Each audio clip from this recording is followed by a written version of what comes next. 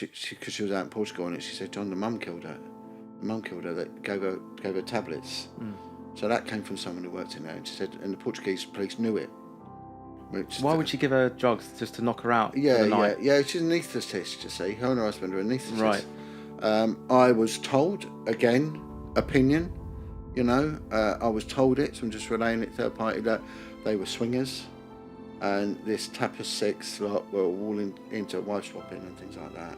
With the McCann case, if they'd have ever conducted a special post-mortem on that body, maybe that young girl would have shown signs of sexual abuse, So hence the reason probably why they couldn't. I heard that the mother was medicating the little girl and that there was sexual abuse within that group. In a quiet small town in Washington, a 5-year-old girl vanished without explanation. There was no missing persons report from her parents. No Amber Alert was issued. Only a chilling statement from her sister, Oakley is no more. What happened to Oakley? And why did those who were supposed to protect her remain silent? This is the story of Oakley Carlson.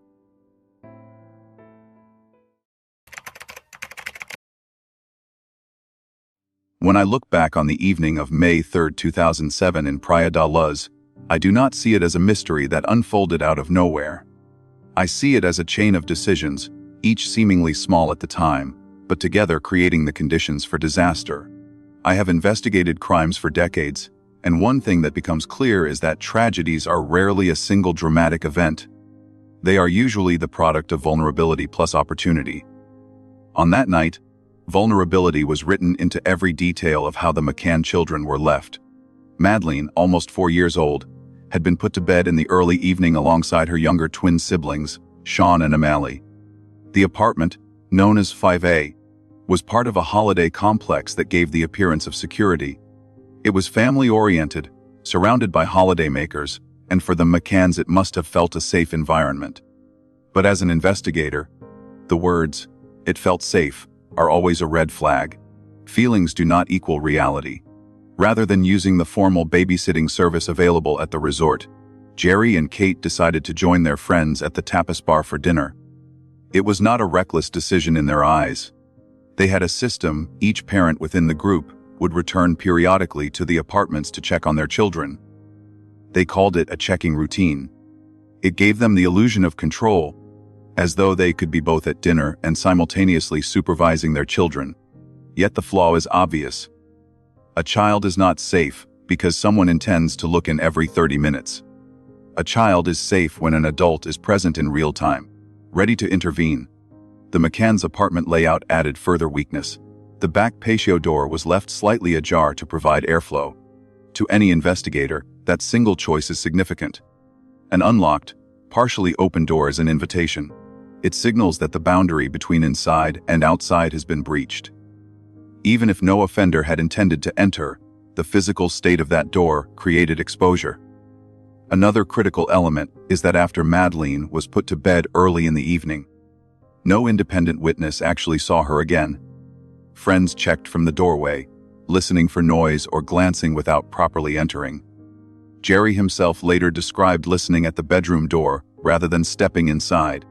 This matters because from the perspective of establishing a timeline, Madeleine's presence in that bed is not verified after the initial goodnight. The gap between perception and confirmation becomes fertile ground for uncertainty. In my field, that uncertainty is where the truth can vanish. I want to be clear. I do not sit in judgment of parents in the sense of condemning them as villains. But as an investigator, I must state without hesitation, leaving 3 children under 5 alone in that apartment was a fundamental error. It was the starting point from which every subsequent possibility abduction, wandering, or accident became imaginable. Had an adult been present inside, the events of that night almost certainly would not have unfolded as they did. When I examine cases like this, I always apply the triad of access, opportunity, and motivation. Motivation, especially in crimes against children, varies desire, control, or simple opportunism, but as an investigator it is the least useful at the outset. Access and opportunity are what matter in the first critical hours. On May 3, access was provided by the open door. opportunity was provided by the absence of adult supervision. Whether the eventual perpetrator acted with pre-planning or impulse, those conditions lowered the barrier to crime dramatically. This is why I say the night that Madeleine disappeared was not shaped by some extraordinary criminal genius who scaled walls and crept through shuttered windows. It was shaped by routine human decisions that introduced avoidable risk. From my first involvement with this case, I was struck not only by the disappearance itself, but by the fragility of the arrangements leading up to it. Parents felt safe. Friends trusted each other's occasional checks. The resort seemed secure. Yet every layer of that comfort was an illusion. It is also telling to examine Madeleine's own words on the morning of May 3. She told her parents that she had woken the previous night, heard her younger siblings crying, and wondered where they were. The McCanns reassured her, "We were at the tapas bar just across the way." For me, this is not just a sad anecdote. It is evidence. It demonstrates that Madeleine understood her parents were not in the apartment, and that to reach them she would need to leave the safety of her room, go out the back door, and walk onto a public footpath before re-entering the complex. That awareness meant that if she woke again, she might attempt the journey. It meant that her world was not bounded by 4 safe walls, but by the knowledge of where to find Mum and Dad. That morning remark from Madeleine is what I call a key investigative signpost. It suggests that on the night she vanished, she may have acted in line with that understanding. For anyone reconstructing events, it is crucial. Because if Madeleine did wake and wander, she moved herself from the relative safety of an apartment into the public domain. And the public domain is where predators thrive. This is the framework I use to assess the night. Some will ask why I do not put more emphasis on the theory of a sophisticated intruder entering the bedroom and taking her directly. The answer is straightforward. It is almost unheard of for a stranger to enter a child's private residence, unknown to the family, and abduct. In the United Kingdom, it has never occurred in that way. Globally, it is extremely rare.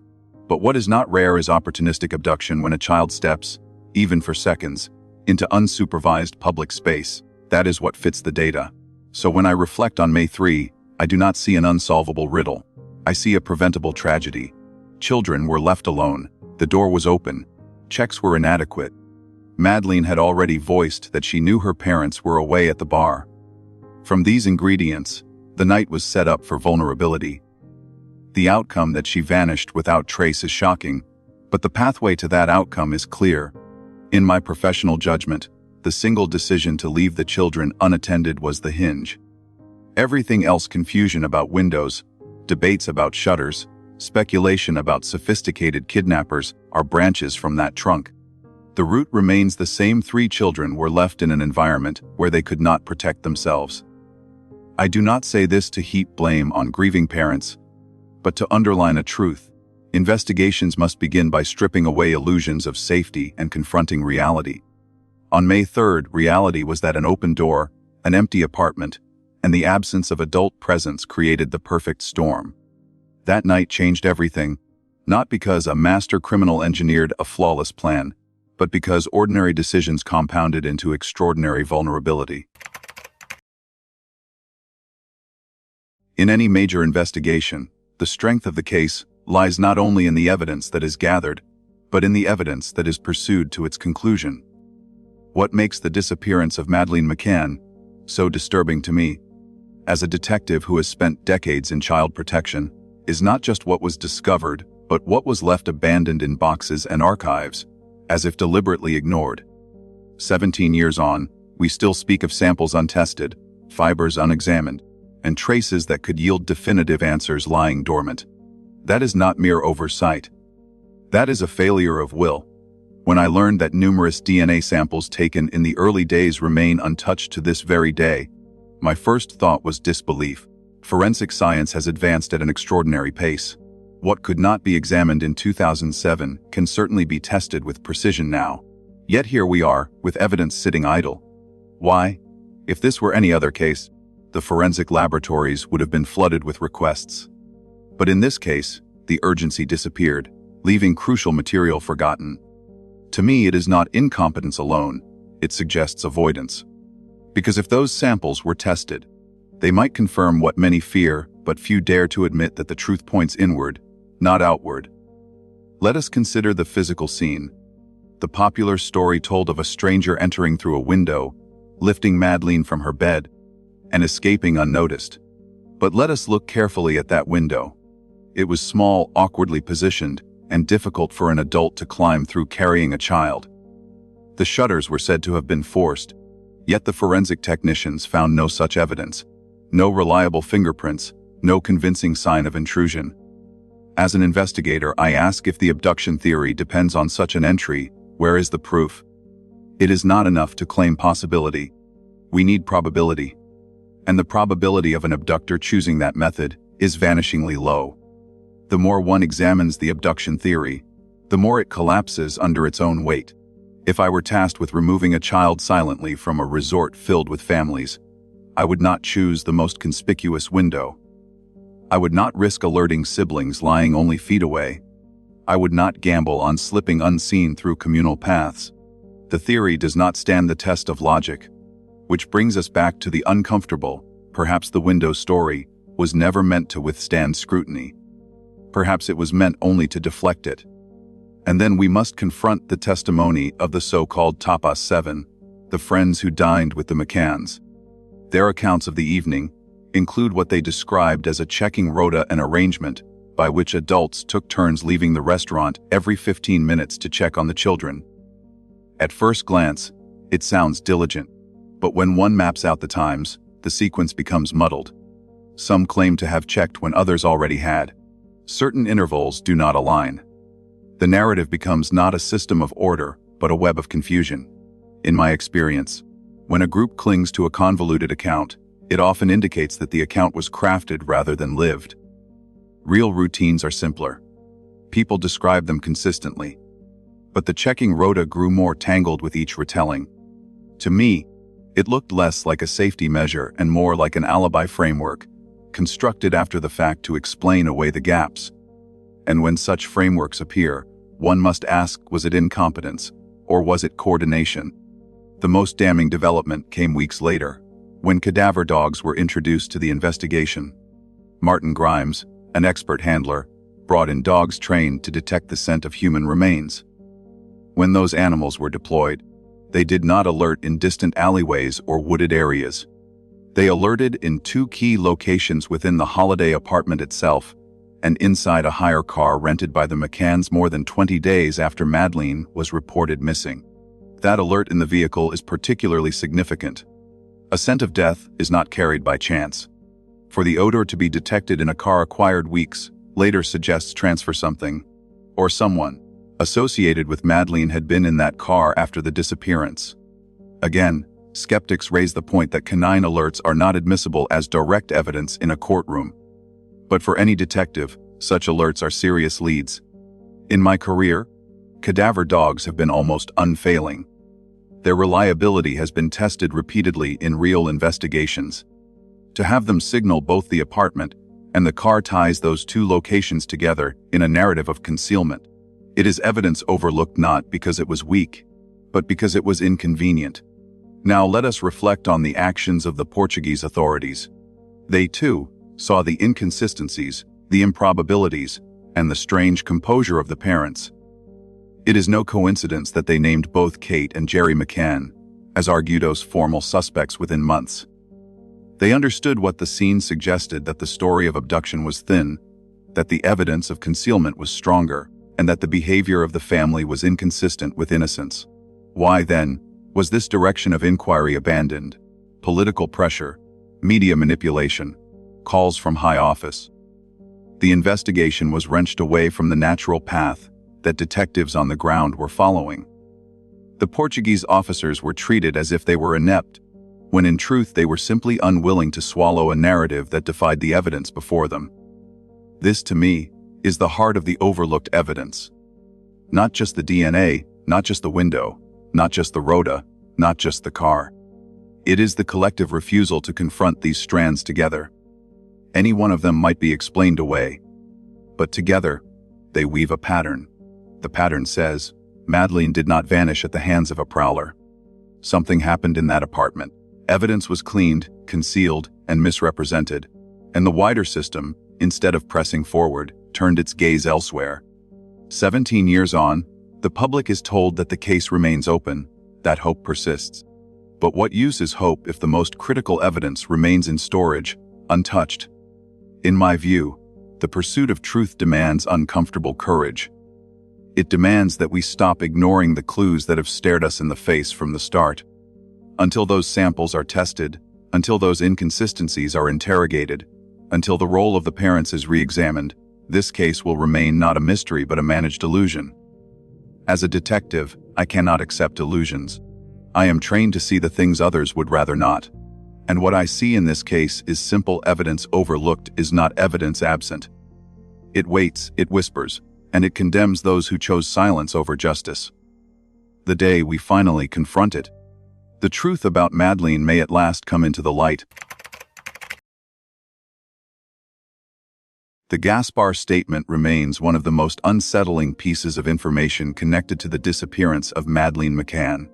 Two respected witnesses, Duchess Aurel and Catherine Gaspar, provided a written declaration to the British police after hearing disturbing remarks made by Dr. David Payne, one of the McCann's close friends on that holiday in Portugal. According to their testimony, Payne's words and gestures were not the careless jokes of an immature man. They carried implications of inappropriate behavior involving children. The Gaspars were so troubled that they felt compelled to put their concerns in writing and deliver them to law enforcement. As a detective who has dealt with countless cases of child exploitation, I recognize the weight of such a statement. When professionals, themselves doctors, articulate concerns of this magnitude, it is not gossip. It is a red flag. The Gaspars described Payne making hand movements, combined with suggestive language, that indicated a child's genitalia. They were shocked, uneasy, and disturbed enough to consider it a genuine warning sign. In the realm of safeguarding children, such a disclosure should trigger immediate scrutiny. What troubles me is not only the content of the Gaspar Statement, but the fact that it seemed to vanish into thin air. Instead of becoming a cornerstone of the inquiry, it was quietly sidelined. There was no aggressive follow-up, no major media focus, no meaningful attempt to question Payne in depth about those allegations. Why? If this statement had concerned any other individual in any other case, it would have unleashed a full safeguarding review. Yet here it was absorbed and then effectively dismissed. This is where the questions become sharp. Was Payne protected because of who he was with, because of the company he kept on that holiday? The Tapas Group, after all, were not a random collection of travelers. They were educated, professional, socially connected. And throughout this case, we see repeated patterns of shielding suspects redirected, uncomfortable leads ignored, media management overriding investigative instinct. The Gaspar Statement, in that context, looks less like an overlooked tip and more like a deliberate omission. In my own work, whenever allegations of inappropriate behavior arise, especially those involving children, the procedure is strict. You interview, you corroborate, you investigate further. You do not set it aside. The risks are too high, the potential consequences too severe. To see this ignored in a case of such international scale is deeply suspicious. It speaks either to breathtaking negligence or to something more intentional. It is also important to remember how fragile the official abduction narrative becomes when such side pieces of evidence are included. If Payne had indeed shown behaviors or attitudes consistent with inappropriate interest in children, then suddenly the entire circle of adults around Madeleine becomes subject to suspicion. That is not a comfortable place for authorities or governments that prefer neat stories and quick conclusions. But justice is not meant to be comfortable. It is meant to be thorough. I have often said that the Gaspar Statement could have been the missing link. It could have provided motive, context, and a reason to widen the net of inquiry beyond the parents alone. Instead, it was buried. For me, that raises the larger question: were the Tapas Group under some form of protection? Did their social class, their professional status, or their political connections grant them immunity from the kind of scrutiny that ordinary families would face instantly? When I revisit this document, I cannot escape the sense that the investigation was sculpted to avoid scandal rather than to uncover truth. The Gaspars were credible. Their words were clear. Yet Payne remained in the fold, untouched, unchallenged. That tells us less about the weakness of their statement and more about the unwillingness of the system to confront what it revealed. In the end, the Gaspar Statement is more than just a note in the file. It is a symbol of how evidence that threatens the official narrative can be neutralized. For me as a detective, it is a reminder that real safeguarding depends not on what is convenient, but on what is necessary. And in the case of Madeleine McCann, what was necessary was ignored. Until the questions surrounding David Payne are properly addressed, there will always be a gap in the story, a piece of truth left unexplored, and a child whose fate remains hidden behind walls of silence. From the earliest days of the Madeleine McCann case, I observed something I had never seen before in a missing child investigation. Instead of grief dictating the pace and raw reality driving the coverage, there appeared to be a carefully structured campaign surrounding the family. This was not simply parents seeking help. This was a media-managed operation, directed with the precision of a public relations machine. And behind it, as I examined more closely, were the fingerprints of professionals who knew how to control narratives, shield reputations, and guide public opinion. The so-called media guru who stepped into the McCann circle was not just a well-meaning volunteer. He was someone with the expertise to spin headlines, draft statements, and position the family in a favorable light before cameras and microphones. In other cases of child disappearance, parents are thrust before reporters in shock, stumbling over words, or refusing interviews altogether. Here, within hours, we saw polished statements, orchestrated press conferences, and a unified message broadcast across continents. It was clear to me that this was not organic communication, this was professional strategy. Why does that matter? Because once the machinery of public relations enters an investigation, the line between truth and image becomes dangerously blurred. The focus shifts from what happened to how it is perceived. In my career, truth has always been messy. Families contradict themselves. Emotions spill over. Witnesses falter. That messiness is part of honesty. When everything suddenly appears clean, coordinated, and strategically delivered, I do not see authenticity, I see management. And management is exactly what unfolded in the McCann case. Instead of being allowed to grieve privately or to answer hard questions directly, the family's public face was constructed by professionals. Words were chosen with care. Appearances were timed for maximum sympathy, and photographs of Madeleine were circulated with the precision of a marketing campaign. The entire operation carried the aura of branding rather than of tragedy. The involvement of high-level figures amplified this sense. Within days, the McCanns were granted an audience with the Pope. For most families, such access would be unthinkable. Yet here, we saw grieving parents ushered into St. Peter's Square, cameras capturing the moment as the pontiff blessed them. The symbolism was powerful, but for me, it was also troubling. How had a missing child case, barely underway, escalated to the Vatican? The answer, again, lay in management. Political and religious leaders were brought in not through investigative necessity, but through the machinery of influence. Then came the support from Gordon Brown, at that time the Chancellor of the Exchequer, and soon to be Prime Minister. Direct communications were reported between the McCanns and the highest offices of the United Kingdom. In my years of service, I never once saw such political weight placed behind a single missing child case. Thousands of families suffer similar tragedies every year, yet their cries rarely rise beyond local headlines. Here, however, we witness the machinery of state aligning itself with one family, providing resources and legitimacy that ordinary citizens could never dream of. The disparity is stark when one examines the figures. The average missing child case in the UK is allocated around £1,700 worth of police time and resources. That often translates into no more than a few hours of investigation before the file is closed or pushed aside. Contrast that with the McCann case, which consumed more than £17 million. That is not a rounding error. It is a gulf so wide it demands explanation. Why was this case treated with such extraordinary privilege? Why was the suffering of one child valued at such a magnitude above thousands of others? From my perspective, The answer once again lies in the media and political scaffolding erected around the McCanns. This was no longer a child protection issue, it had become a matter of image, diplomacy, and national interest. Once the machinery of government and press locked arms, the case ceased to be a straightforward investigation. It transformed into a spectacle, managed for maximum impact, and carefully guarded from dissenting voices. I call it a media-managed operation, because that is exactly what it resembled. Every high-profile move, from the papal blessing to the Downing Street communications, was orchestrated for optics.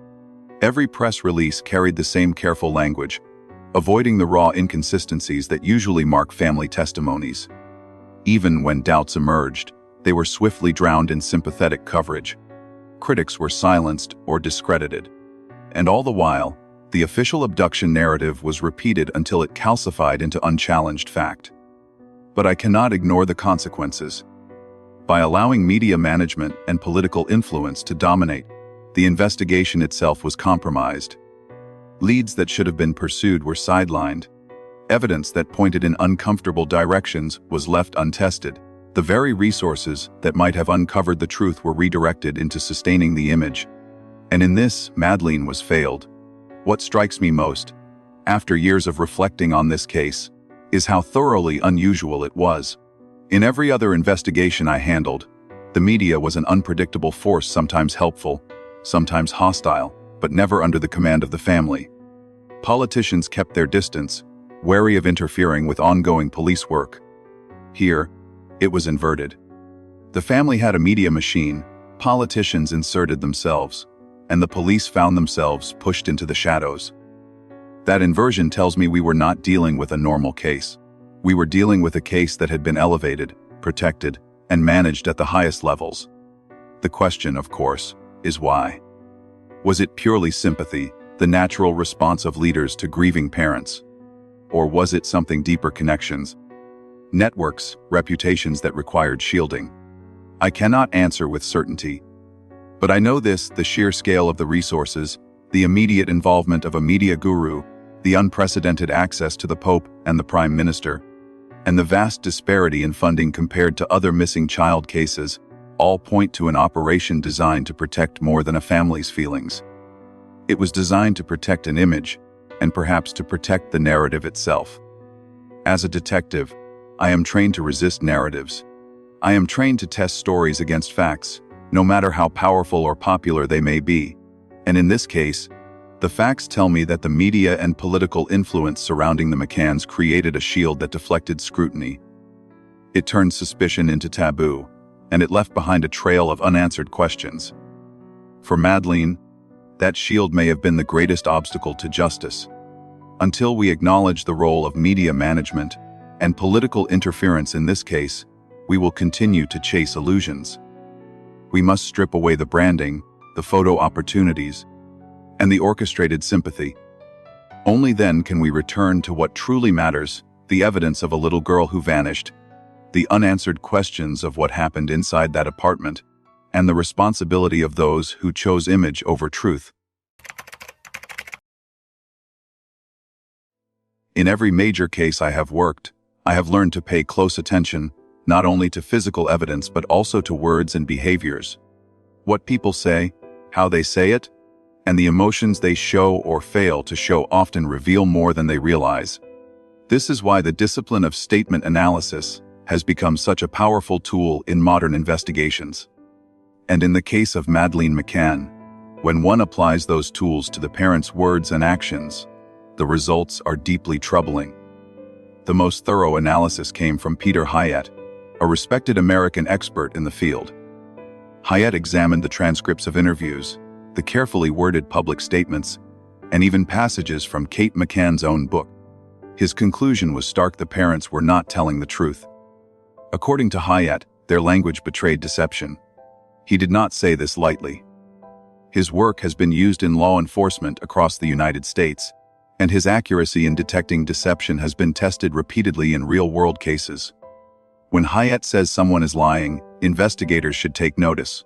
What exactly did he find?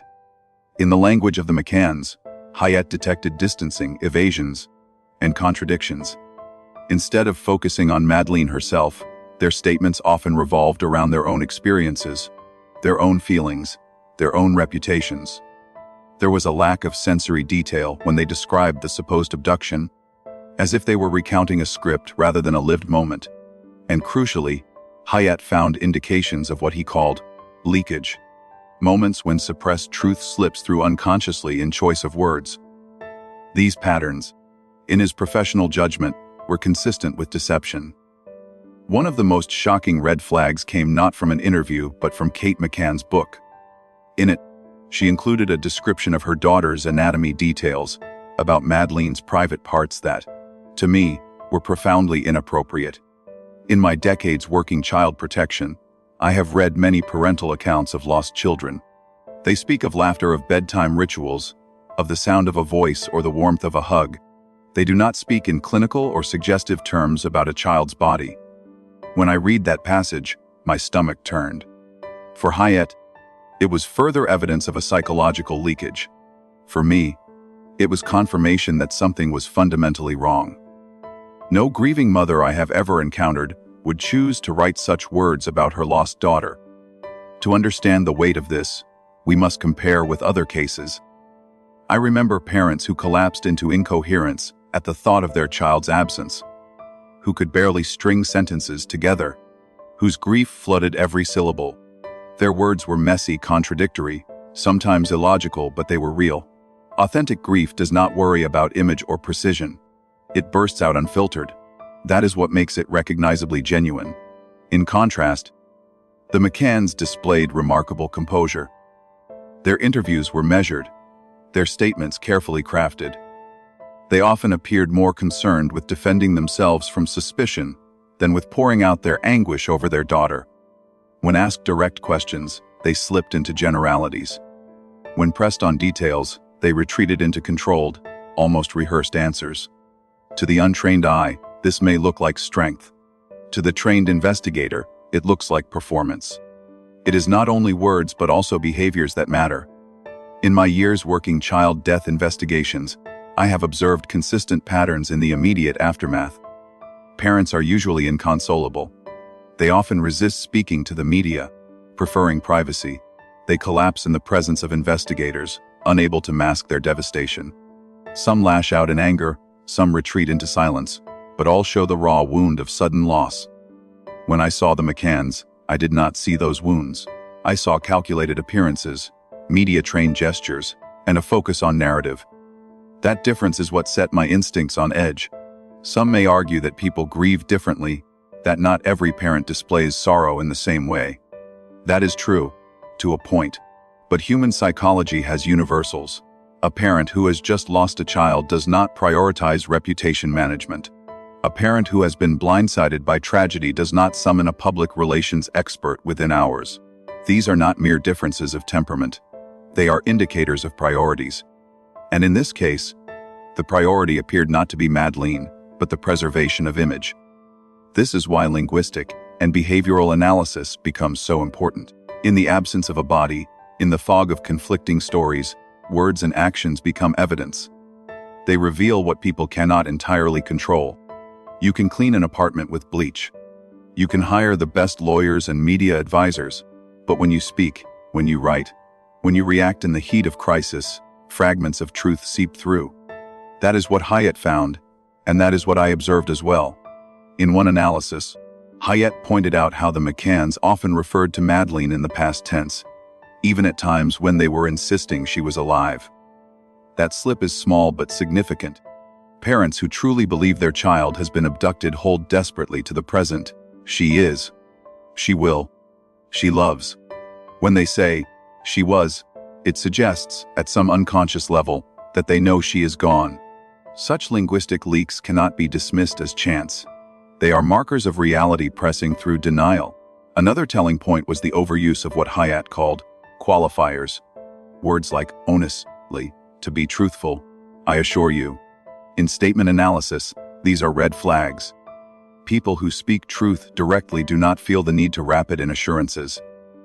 Those who feel the need to convince often betray the opposite. The McCann's repeated use of such language suggested to Hyatt that they were aware of deception in their own words. For me, the combination of these factors, the clinical detail in the book, the distancing language in interviews, the unusual composure, and the qualifiers paints a picture that cannot be ignored. It is not proof in the courtroom sense, but it is powerful evidence in the investigative sense. It guides where suspicion should lie.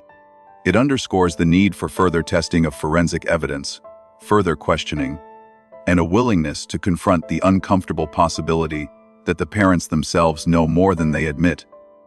Ultimately, statement and behavioral analysis is about truth emerging through cracks.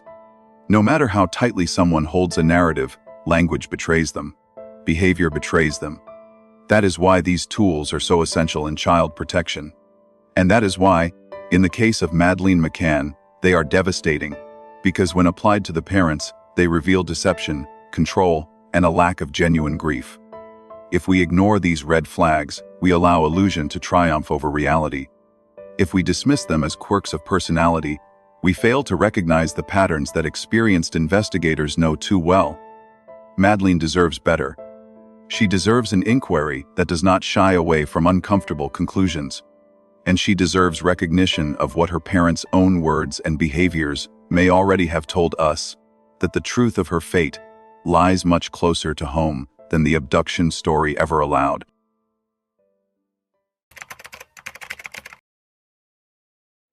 The disappearance of Madeleine McCann did not occur in isolation. When I examine this case, I cannot help but compare it to others I have encountered, both as a police detective and as a researcher of child protection failures. Patterns repeat themselves, and if investigators are honest, they will admit that certain themes recur, so often they can no longer be dismissed as coincidence. One of those themes is the construction of a false abduction narrative by family members or those close to the child, followed by systemic reluctance to confront the uncomfortable truth. Take the case of Shannon Matthews in 2008.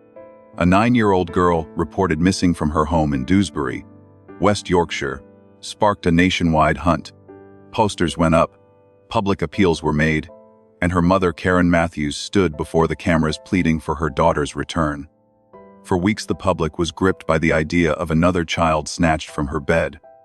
Yet behind the scenes, the truth was very different. Shannon had not been abducted at all. She had been hidden by her mother and an accomplice in a calculated attempt to claim reward money. The abduction story was a fabrication designed to manipulate sympathy and resources. It worked for a time, until investigators pushed past the facade and uncovered the reality. That case is a chilling reminder of how families can and do construct elaborate lies to deflect blame or to pursue self-interest. When I heard the early accounts of Madeleine's supposed abduction, with their implausible checking rota and improbable window entry, I could not help but think of Shannon Matthews. The echoes were too strong. Both stories relied on public sympathy. Both recruited the media as allies, and both turned out to conceal a darker truth within the family circle. Another parallel lies in the unresolved cases of Moira Anderson in Scotland and Mary Boyle in Ireland. Both girls vanished decades ago, and both cases remain unsolved.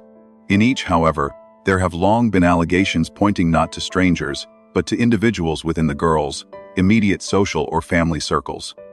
In Moira Anderson's case, a bus driver was widely suspected, yet decisive action was never taken. In Mary Boyle's disappearance, relatives have spoken openly about a cover-up to protect family connections. These cases demonstrate a recurring reluctance of authorities to follow leads that implicate people close to the victim. It is easier, politically and socially, to imagine a faceless abductor than to confront the betrayal of family. When I reflect on these examples, I see the same pattern playing out in the McCann case. A narrative of abduction is immediately embraced, despite weak, supporting evidence.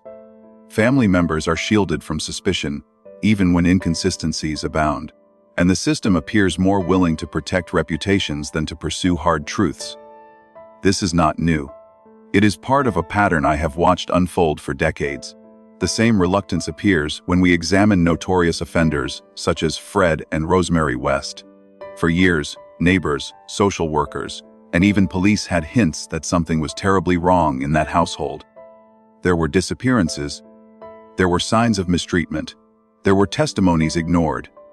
Yet, because the perpetrators were a married couple with an outwardly ordinary facade, the system failed to connect the dots until it was too late. The Wests were able to kill repeatedly because red flags were not acted upon. It was only after unimaginable damage was done that the truth finally surfaced. Sidney Cook, another name that haunts British policing, orchestrated a child offender ring known as the Dirty Dozen. His crimes involved the abduction, mistreatment, and murder of young boys. Many within law enforcement suspected the extent of his network long before the full truth emerged. Yet intelligence was downplayed and investigations mishandled. Once again, the pattern was clear. Credible warnings were sidelined, and the scale of mistreatment was allowed to expand. In each of these cases, Shannon Matthews, Moira Anderson, Mary Boyle, the Wests, and Sidney Cook, the common thread is not simply crime, but institutional failure. Authorities had opportunities to act on early indicators, to listen to witnesses, to test evidence thoroughly. Instead, they hesitated, minimized, or ignored. Whether out of fear of scandal, reluctance to confront uncomfortable suspects, or sheer incompetence, the result was the same: children left unprotected and perpetrators shielded. That is why I insist that Madeleine's case cannot be viewed as unique. The so-called anomalies, the untested DNA, the improbable window entry, the inconsistent checking rota, the cadaver dog alerts, these are not isolated oddities. They are part of the pattern I have described. They fit neatly into the history of cases where the obvious was denied and where narratives were protected at the expense of children. Some may accuse me of being harsh in drawing such comparisons. But harshness is necessary when children's lives are at stake. If we continue to treat each case as an exception, we blind ourselves to the systemic nature of the failures. Madeleine's case is not an exception. It is an extension of the same failures that allowed Shannon to be hidden, Moira and Mary to disappear, the Wests to murder, and Cook to exploit. The lesson is simple but damning. Whenever allegations or evidence point toward family or socially connected individuals, the system hesitates. It is more comfortable to imagine a monster at the window than to accept the possibility of betrayal in the bedroom. That comfort has cost countless children their lives. In Madeleine's case, it has cost the world 17 years of misdirection. As a detective, I am trained to recognize patterns, not to dismiss them. And when I place Madeleine's disappearance alongside these other tragedies, the lines align too closely to ignore. Fabricated abduction stories, institutional reluctance, and the protection of image over truth form a recurring motif. Unless we acknowledge this, we will remain trapped in the same cycle, repeating the same mistakes, and leaving more children unprotected. The overlooked and mishandled elements in this case are not anomalies, they are symptoms of a broader disease within our investigative and political culture. Until that is confronted, Madeleine McCann's fate will remain hidden behind the same veil of denial that has obscured so many other cases.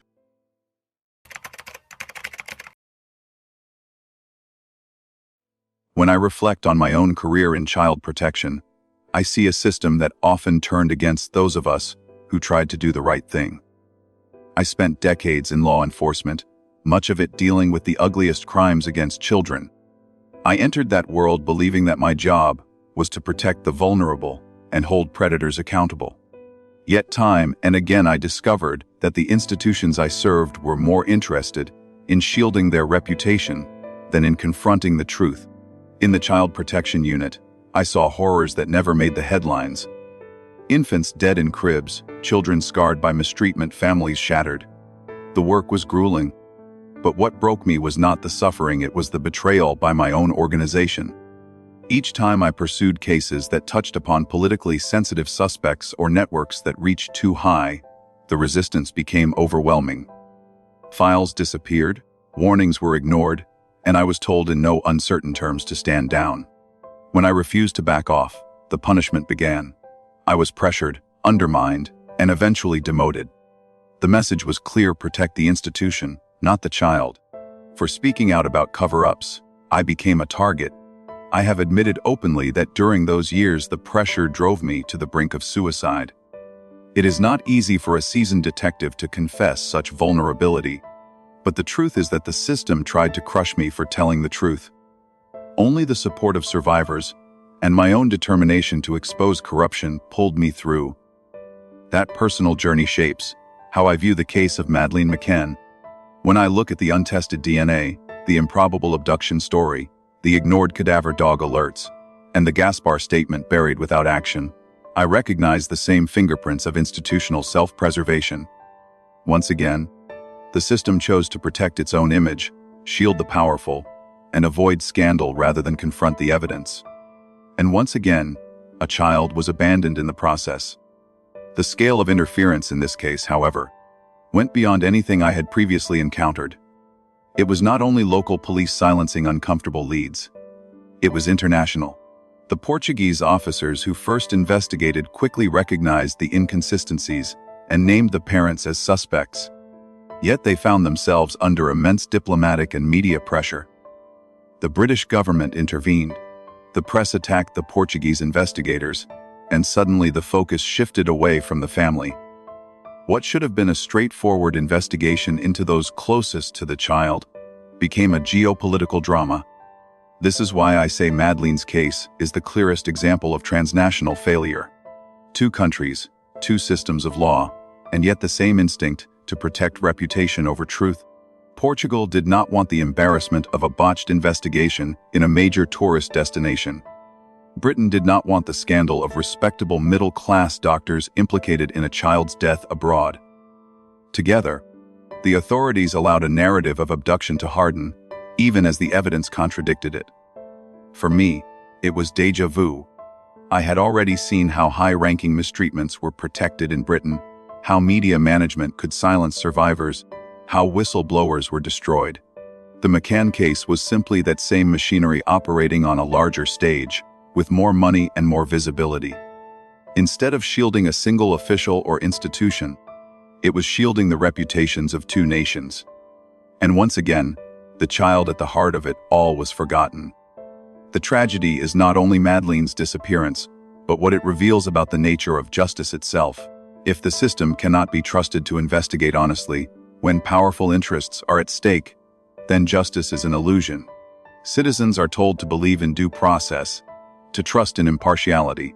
But when a case like this comes along, we see the truth. The system bends, distorts, and manipulates to protect itself. That is the betrayal that broke me as a whistleblower, and it is the same betrayal visible in every stage of this case. I want people to understand that my criticisms are not born of conspiracy theory, but of lived experience. I know how investigations are manipulated because I lived through it. I know how evidence is sidelined because I watched it happen. I know how officers are silenced because I was silenced myself. So when I look at Madeleine's case and say the official story cannot be trusted, it is because I have seen the playbook used before. What makes this case uniquely disturbing is its global reach. Millions around the world followed the story, yet few realized how carefully it was being curated. The press did not simply report, they were fed lines by media managers. Politicians did not simply observe, they intervened directly. Police did not simply investigate, they were steered and constrained.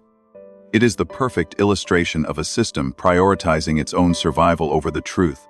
And at the heart of this distortion lies the same cold calculation I encountered in my career. Protecting the institution is worth more than protecting the child. That is the sentence that haunted me into near suicide. That is the sentence I cannot forget when I think of Madeleine McCann.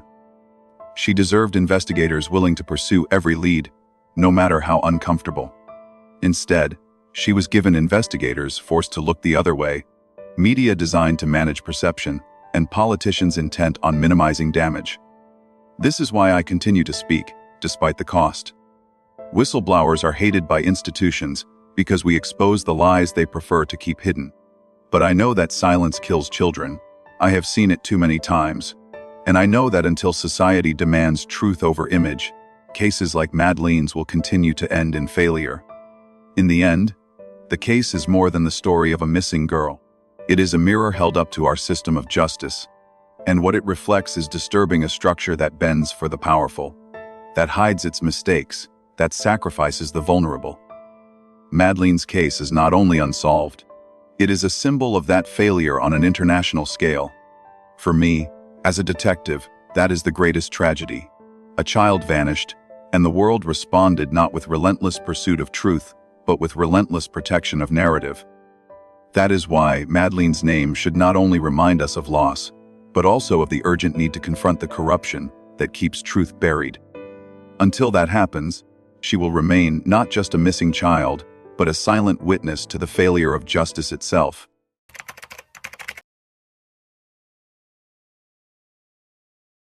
After years of looking at the evidence, of speaking out when others stayed silent, I am left with more questions than answers.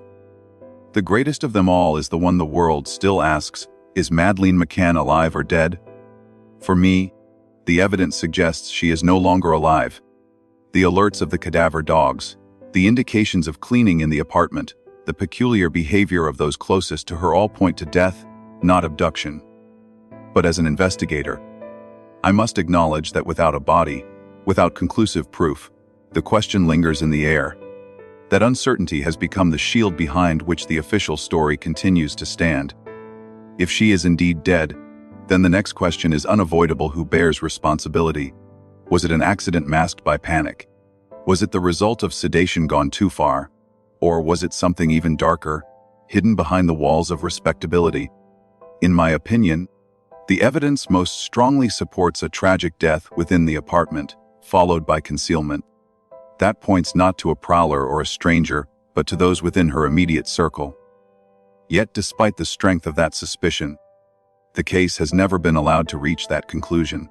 Instead, political influence and media management kept the focus on an abduction that grows more improbable with every year that passes. Then there is the forensic question: why, after 17 years, has so much DNA remained untested? Science today can glean results from the smallest fragments, from touch DNA on fibers, from degraded samples once thought useless. Cases far older than Madeleine's have been solved using these methods. Families long denied answers have finally received justice thanks to modern forensic breakthroughs. And yet, in one of the most famous child disappearances in the world, samples sit untouched in evidence boxes. I ask myself why. Is it incompetence? Or is it fear that those results would point to conclusions no one in power wishes to face? The public is told that the case remains under review, that resources are still being allocated, that hope remains. But what kind of hope is it when the very tools capable of revealing truth are left unused? I do not see hope in untested evidence. I see avoidance. And every year that passes without testing makes the silence louder. These are the questions I put not only to the authorities but to the public. For justice is not only the work of detectives and prosecutors, it is also the demand of society. Do you believe, after everything you have heard, that the family should remain above suspicion? Or do you believe that the inconsistencies, the untested DNA, the cadaver alerts, and the linguistic red flags demand renewed scrutiny? Should we continue to cling to the story of a mysterious abductor, or should we face the uncomfortable possibility that the truth lies much closer to home? I know these are not easy questions to ask. To accuse parents is to shatter the very foundation of sympathy. But my work has taught me that sympathy can become a weapon when it blinds us to reality. I have seen families exploit it, courts ignore it, and institutions manipulate it. And I have seen children lost because of it. If we allow sympathy to silence suspicion, then we betray the very child we claim to seek. For me, Madeleine's case is the most striking example of how truth can be buried beneath image, politics, and fear. It is an international failure where two nations chose reputation over reality. It is a case that shows how quickly a narrative can harden and how dangerous it is when powerful voices repeat it until dissent becomes taboo. But dissent is necessary. Without it, we would never uncover corruption, never challenge lies, never demand better. I urge those listening to consider these questions deeply. Ask why the DNA has not been tested. Ask why the cadaver dog alerts were dismissed. Ask why the Gaspar Statement was buried. Ask why the Portuguese investigators were discredited when they pointed toward the family. Ask why so much money was spent on sustaining a narrative, while other missing children received almost nothing. These are not the questions of a conspiracy theorist. They are the questions of a detective who has seen the system fail too many times. And finally, ask yourself what justice means. Is it preserving the comfort of a story, or is it pursuing the truth no matter how uncomfortable? Justice is not about protecting image. It is not about shielding reputations. Justice is about the child who cannot speak for herself, whose voice must be carried by those who refuse to be silenced. My message, after all these years, is simple. The truth can be hidden, but it does not disappear. It lingers in the untested samples, in the contradictions of statements, in the behaviors that do not fit. It waits for those brave enough to confront it. And the public must be part of that confrontation. It is your demand for transparency, your refusal to accept managed narratives, that can force systems to act. I cannot promise that Madeleine's fate will ever be fully uncovered, but I can promise that silence ensures it never will. Do not accept silence. Do not accept polished stories in place of evidence. Do not allow institutions to convince you that unanswered questions must remain unanswered. Demand the testing of the DNA. Demand accountability for the failures. Demand that the truth, however painful, is faced. For Madeleine McCann, for every child who has vanished into the shadows of systemic failure, the call must remain the same: justice through truth, not through illusion. That is the only legacy worth leaving, and it is the only tribute worthy of the life that was lost. The disappearance of Madeleine McCann is more than a haunting mystery. It is a case study that exposes cracks in policing, media, politics, and public perception. Nearly 2 decades later, the lessons it leaves behind remain urgent because they touch not only on one child but on how societies respond when innocence vanishes under suspicious circumstances. The first lesson concerns the fragility of an investigation's early hours. On the night of May 3, 2007, the Portuguese police did not fully secure the apartment. Tourists, friends, and even officials walked in and out of the room where Madeleine was last seen. Forensic science relies on uncontaminated evidence, yet critical traces were compromised before they could be preserved. This mistake shows that even a single lapse in procedure can reverberate for decades. In cases involving children, every minute matters. Securing the scene is not a bureaucratic step. It is the foundation upon which truth depends. The second lesson highlights the influence of media and politics on justice. From the beginning, the McCann case was enveloped in extraordinary press coverage. British tabloids printed daily headlines, often speculative or accusatory. The family employed professional spokespeople, shaping public narratives that often overshadowed forensic realities. Political leaders, including Prime Minister Gordon Brown, became personally involved. This level of attention created pressure not to fail, but it also distorted priorities. Investigators were forced to navigate not only evidence, but also a battlefield of image management and diplomatic relationships. The lesson is clear. When media spectacle collides with criminal inquiry, truth can be buried beneath perception. A third lesson emerges from the mishandling of forensic evidence. Cadaver dogs alerted inside the apartment, and later in a car rented by the family. Early DNA samples contained partial matches, yet those signals were never pursued with consistency. Instead, debates over their reliability became tools in a larger struggle between Portuguese and British authorities. This demonstrates how science can be selectively embraced or rejected depending on which narrative it supports. For justice to prevail, forensic evidence must be followed wherever it leads, not filtered through political or emotional lenses. The fourth lesson is about systemic reluctance to confront uncomfortable possibilities. Many people prefer the stranger abduction theory because it spares the family from suspicion. It is emotionally easier to imagine a monster outside the window than betrayal within the home. Yet protective instincts must never override investigative duty. Cases such as Shannon Matthews in the UK show that family involvement is sometimes a reality, however painful. The McCann case warns us that investigators and the public alike can fall victim to denial when the truth threatens established sympathies. Another key lesson involves the treatment of whistleblowers and dissenting voices. Jon Wedger and others who raised concerns about overlooked evidence faced professional isolation. Portuguese investigators who focused on the parents were vilified in the press. When systems punish those who pursue inconvenient leads, they ensure that certain avenues of truth will remain forever closed. Protecting whistleblowers is not merely a workplace issue, it is essential to justice in cases where power and perception collide. The final lesson speaks to the human cost of uncertainty. For years, the McCanns have lived under suspicion and scrutiny, while the public has oscillated between sympathy and doubt. For investigators, the case became a professional minefield. For Madeleine, the most important person of all, the truth remains hidden.